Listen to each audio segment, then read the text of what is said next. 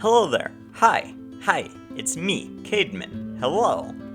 Hi. So, I'm guilty of murder.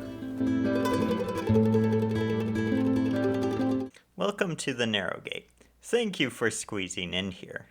Now, before we get started, don't worry. I haven't killed anyone. Oh, that is extremely disconcerting. Please don't do it again. Besides Charles. Charles is he's my skeleton friend. I keep him in my closet. However, according to the following passage, if you've ever hated or held a grudge against somebody, you are guilty of murder. You have heard that it was said to the people long ago, "You shall not murder, and anyone who murders will be subject to judgment." But I tell you, anyone who is angry with a brother or sister will be subject to judgment. Again, anyone who says to a brother or a sister, "Reka," is answerable to the court. And anyone who says, "You fool," will be in danger of the fires of hell. So what I want to go over in this video is I want to explain my thoughts on why exactly Jesus is saying that you are guilty of murder if you have hated or held a grudge. So that's what we're gonna do. So what I want to do to explain why I believe that Jesus was saying this is I want to actually go back to a passage from the book of Genesis. If you do what is right, will you not be accepted? But if you do not do what is right, sin is crouching at your door. It desires to have you, but you must rule over it. So, if you're unfamiliar with this particular passage, this is the story of Cain and Abel.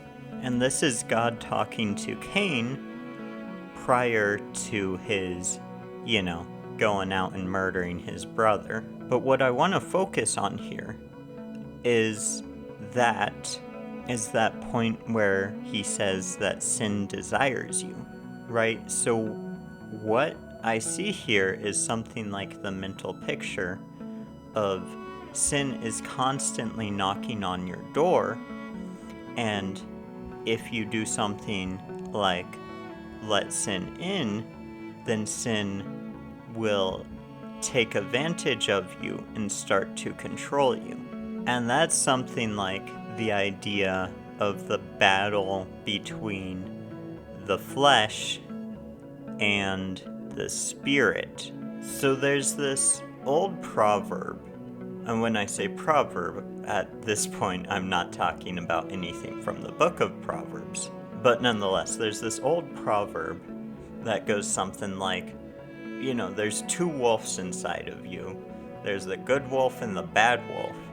And whichever one survives is going to be the one that you feed. And this is very similar to how I understand the battle between the flesh and the spirit.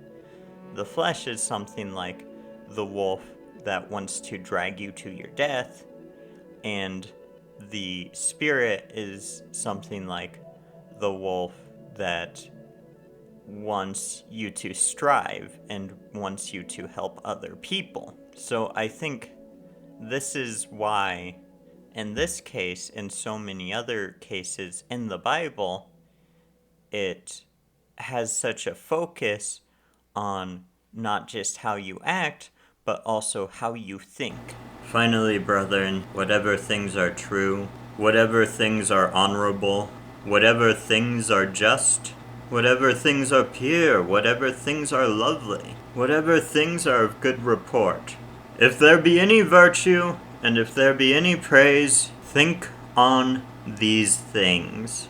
Because the more you feed that evil wolf inside of you, the more likely it is to take over you.